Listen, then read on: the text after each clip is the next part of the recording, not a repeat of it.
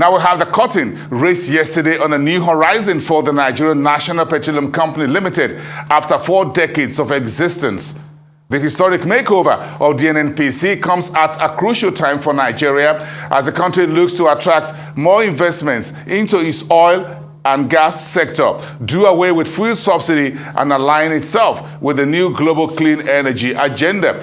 Joining me for a future-forward conversation on this latest development is Bode Ososami, a rice business analyst out of the City of London. Thanks for coming through tonight, Bode.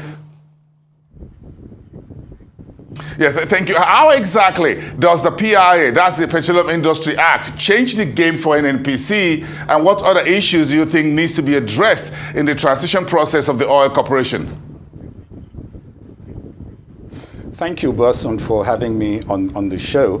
Indeed, there have been many laudable and comprehensive efforts in the past at transforming NNPC to a commercial and efficient organization, but these were scuttled by several issues, the navigation of the process, the leadership, and of course the existing legislation requiring a lot of amendment, and that was not an easy job. But we eventually got the new Petroleum Industry Act, which created a corporate entity, that's the incorporated NNPC, vested with the government and the ministry, a corporate entity that called the Nigerian National Petroleum Corporation Limited and incorporated under the Companies and Allied Matters Act. I wanted to mention some parts of the Act. The Section 53, Subsection 3, provides that the ownership of shares of NNPC is vested with the government and the Ministry of Finance, and the Petroleum and the Ministry of Finance and Ministry of Petroleum, and they hold the shares on behalf of the government. Now, the other thing, of course, you see in subsection 7 and 8 is that NNPC Limited must operate as an efficient profit-making entity declaring dividends, and in subsection 1 of section 59, it stipulates that the board of NNPC shall be determined in accordance with the Companies and Allied Matters Act, and in subsection 2 of section 5, it says that the board shall be appointed by the president, and there will be representatives of Ministry of Petroleum, Ministry of Finance, and so on. But the NNPC has an opportunity now to evolve, given all the legislative backing, to evolve to become a Saudi Aramco, which is still a government-driven leading corporate organization listed on global exchanges and operating to international standards. So it's a step forward, but it's still weakened, mind you, because of the conflict between the board appointment and composition and what would have been expected by the CAMA. NNPC still has a somewhat political board represented by the old watchdogs, and there is no provision for independent directors as you would normally have in CAMA. So there are still issues, but there are 3 major points that NNPC needs to move forward. One is delinking governance as much as possible from government and politics. 2, attracting investors as NNPC moves to an initial public offer requiring, of course, a very professional pre-IPO packaging.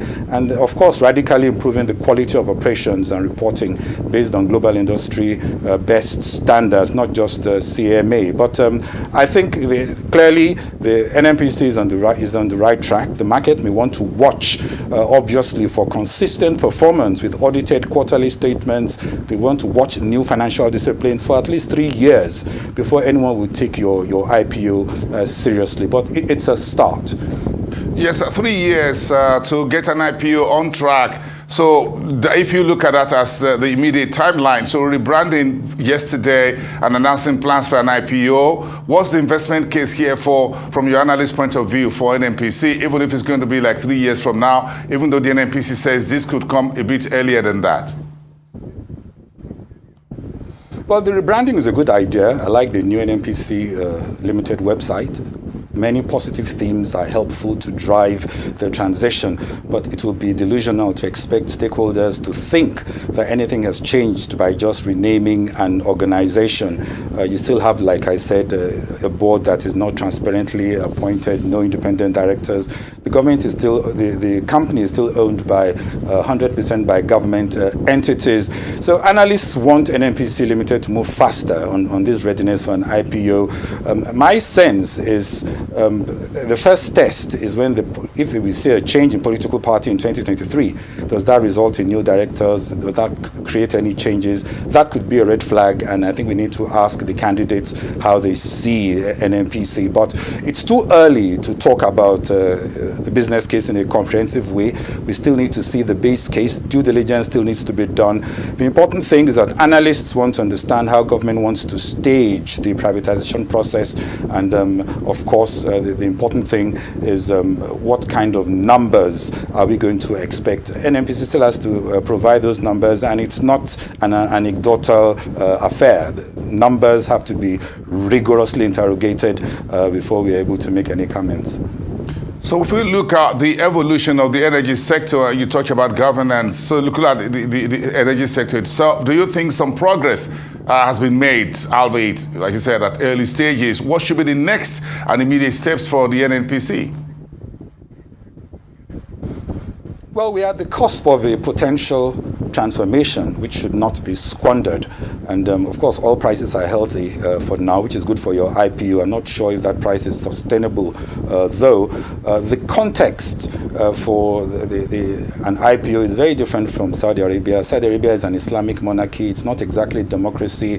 And of course, you know, Saudi Aramco used to be an Aramco. That's an American firm. So NNPC has, I would say, a tougher game to play. But beyond NNPC, there are other issues. We also need to accept, based on decades of observation, that democracy is great, but politics and governance are like oil and water. They only create confusion for commercial entities. And it's important that the PIA particularly needs to go through some cautious amendments to allow NNPC Limited become what it can truly be, given all the fantastic potential, especially as far as independence of the board is concerned, and a much more rigorous. Perhaps you need to have an independent director appointed through an independent headhunt process. Things like that are needed before anybody is going to take you seriously. Nobody is going to put money into what is seen as a quasi-government parastatal. Also, we also need clarity on NNPC's pre-IPO plans and calendar. But to your larger question, the energy situation in Nigeria requires a more robust response to the energy transition issues. And given all the issues of energy security and climate and the green revolution, there is need for a clearer energy vision beyond the present Russia-Ukraine-driven context. So we need a clear vision in the energy sector of what success is going to look like for the energy sector in Nigeria, maybe over 10 years or over 15 years. I'm not sure that vision is clear, especially when you need to consider renewables, hydrogen, and the alternative energy space. So I think there's still a lot of envisioning that is required to make the path, of course, to that where we need to be needs to also be clear. So, Bode, how much work do you think the board and the management of NNPC Limited now has to do to ensure or assure in the industry and other stakeholders that this is not just an old wine in a new bottle process, that is a new wine and a new bottle? Well, NNPC Limited needs to be given a fair chance to deliver on its promises, and we need to watch the transformation of progress. There are a lot of things that are important. Competent leadership at the highest level, a truly independent board composed of persons with strong pedigree in energy, oil and gas sector, finance, and corporate leadership. You need a strong human performance ecosystem, a merit-based culture. You need re-engineered processes to improve operational excellence and technology enablement. enablement. And of course, this transformation requires a scoreboard with all the major performance indicators, and we need to be able to compare progress with peers. So there is a lot of numbers, there's a lot of factors that still has to be communicated. And we're now in an era where the NNPC and the financial function need to be telling us every 3 months what their performance is going to look like in the next 3 months. And we need to have budgets, we need to be comparing with those budgets, and also be comparing with maybe the Saudi Aramco or Sonangol in terms of how these performance indicators compare. That's why I say I don't see an IPO in 3 years, but NNPC Limited can prove me wrong. What is clear, though, Boason, is that the commitment to achieve a better NNPC has never been so lavishly expressed.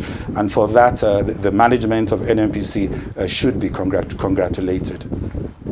Okay, we really appreciate your contributions and insights to this very huge, evolving development in Nigeria's energy sector. Bode Ososami, Arise business analyst out of London.